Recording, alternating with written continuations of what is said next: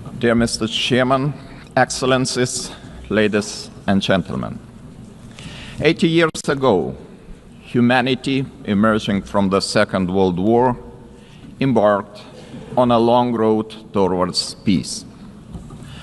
Building on the solid foundation of the rules-based international order, our forefathers created the United Nations and its institutional system. This system was never perfect. Many nations, Lithuania included, had to struggle for decades, seeking freedom, independence, and sovereignty. Many people suffered war, famine, and premature death. And yet, it was the best international order that we have ever. The United Nations system embodied the great hope that nourishes the human soul and guides our actions for the universal good. Together we succeeded in condemning war and conquest, at least in theory, if not always in practice. To this day, even the worst aggressors feel ashamed to openly conquer, destroy, and enslave. Instead, they talk about special military operations and the need to protect those who frankly do not want to be protected. This shame is a significant achievement of our time. To the extent that current international norms limit the behavior of offenders, they help countless people to survive, escape torture, or even prosper. Thus, it is an ever-growing concern to witness these same norms being subjected to increasingly open and brutal attacks. Our international order is being slowly eroded by the irresponsible actions of those who should know better. The world is turning into a much more dangerous place. We have seen this before. We cannot ignore the striking parallels between the present day and the events of 1938, a time when the world chose appeasement over international law and diplomacy over deterrence, culminating in the infamous Munich Pact. That was a short-sighted attempt to satisfy a dangerous revisionist aggressor by giving away the territory of a sovereign nation. It proved to be a complete failure. The Munich Pact not only emboldened the Nazi regime, but also opened the door for Soviet expansion. Soon after, the secret protocols of the Molotov-Ribbentrop Pact carved Europe into spheres of influence and sealed the fate of many independent states. As Europe descended into another great war, Lithuania and the other Baltic states were illegally occupied, annexed, and brutalized. After regaining the independence 35 years ago, Lithuania feels a duty to guard the bitter memory of past mistakes. Never again will we place our hopes in appeasement. Never again will we stand aside. Never again shall Pandora's box be opened. In 1938, it was Czechoslovakia that was abandoned. Today, we cannot abandon Ukraine alone. The war in Ukraine is well into its 4th year. The international community has not done enough to stop aggressor. This is a quest that goes far beyond the usual lines that keep different nations apart. What matters is not the distinction between large and small, or between global North and global South nations, but the basic principles of the UN Charter, which guarantee peace and security across the globe. If one UN member is attacked with impunity year after year, by a permanent member of the Security Council, what does that mean for the rest of us? When power replaces law and fear silences the truth, the foundations of the global order begin to crack. And then nobody can feel safe anymore. Ladies and gentlemen, the effects of Russia's war against Ukraine are being felt across the world. This war has sparked crises in energy, migration, and food security, while also deepening global poverty, hunger, environmental damage, and climate change. It all began with the illegal occupation of Crimea in 2014 and escalated into a full-scale invasion marked by systematic war crimes. The targeted destruction of civilian infrastructure, indiscriminate missile attacks, and the forced deportation of thousands of Ukrainian children are not isolated abuses.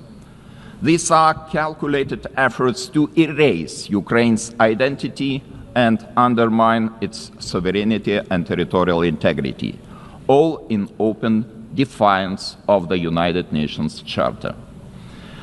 Let me be clear, Lithuania will never recognize Russia's illegal occupation and annexation of Ukrainian lands. Ukraine's borders are not up for negotiation. Attempts to redraw them by force are unacceptable.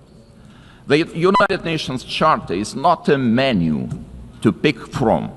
It is a binding foundation of international order. Ukraine is also not the only target. Russia continues to occupy two Georgian regions, destabilizes Moldova, and uses proxies and mercenaries to spread instability across the Sahel, the Middle East, and beyond. These are not isolated episodes. They are part of a calculated policy to undermine international norms and export chaos for strategic gain. Russia is not acting alone. The countries enabling Russia's war against Ukraine also violate international law. They prolong the war and deepen unnecessary suffering. Their actions damage us all, every sovereign nation. Lithuania therefore calls on the international community to maintain strong political, military, humanitarian, and economic support for Ukraine. Having already provided more than 1 billion euros in assistance, half of which for reconstruction and long-term recovery, we are setting an example to follow. It is equally vital that the international community stop buying Russia's energy resources. Without all that oil and gas money, Moscow's war machine would finally stop. If history is any indicator, Russia will never stop using energy for its geopolitical goals. Wherever Russian energy resources flow, corruption, blackmail, and sabotage will follow. Let me remind you, this is a country that understands only the language of force. Ukraine's ability to deter aggression will be the decisive factor in the future. Moreover, peace will never be sustainable without justice. Russia's numerous war crimes, from mass killings and attacks on hospitals to the abduction, deportation, and indoctrination of children, demand accountability. My country strongly supports the Special Tribunal for the Crime of Aggression under the auspices of the Council of Europe. We call on all states to endorse this initiative. Accountability must have real consequences, legal, political, and financial. As a co-founder of Register of Damage for Ukraine, Lithuania calls on all eligible states to join this vital effort. Russia's frozen assets must eventually be used to help Ukraine defend itself and rebuild. I also cannot stress strongly enough that the return of all deported Ukrainian children and illegally detained civilians must be a global priority. We urge all states and institutions to strengthen international efforts and to ensure their safe homecoming. Ladies and gentlemen, as crucial as Russia's war of aggression against Ukraine is, it is only part of the broader global upheaval. Lithuania watches the current situation in the Middle East with deep concern. We join the international community in calling for the full and immediate implementation of the ceasefire in the Gaza Strip. To prevent starvation, humanitarian aid must be allowed to reach those in need without obstruction. At the same time, the unconditional release of all remaining Israeli hostages remains a crucial step towards ending hostilities. Lithuania is firmly committed to a just and lasting peace in the Middle East. We condemn all the actions that undermine this goal. The ongoing mediation efforts led by the United States, Qatar, and Egypt deserve our full support.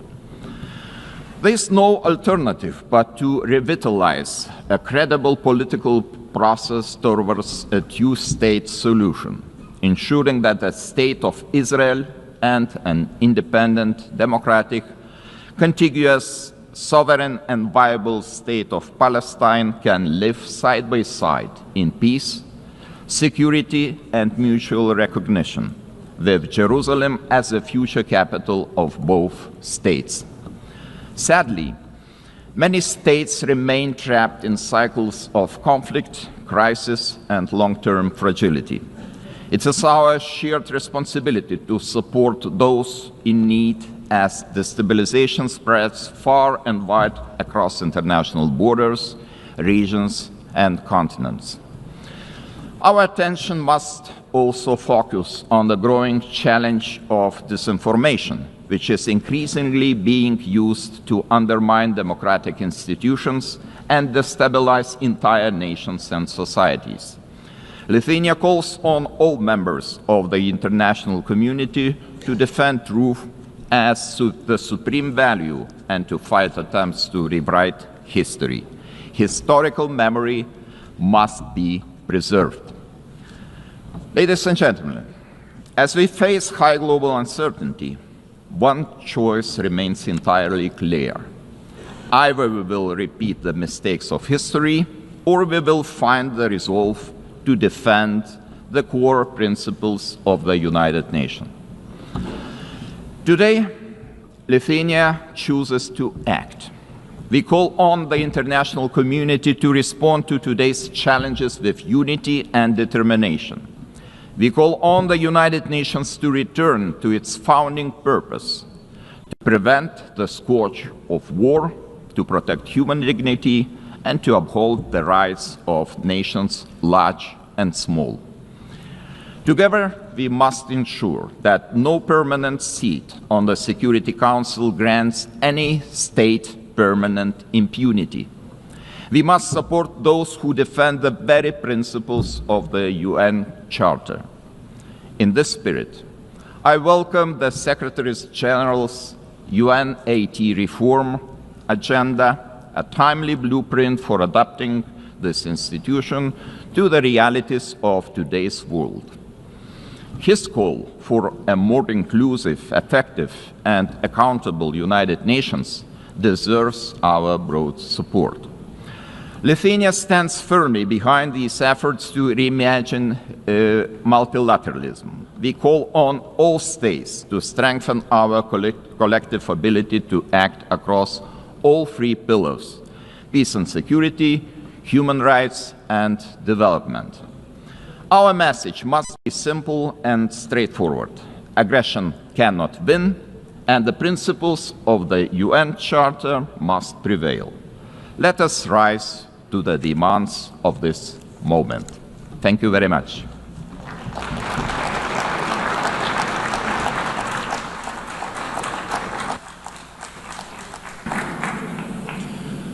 On behalf of the Assembly, I wish to thank His Excellency, the President of the Republic of Lithuania.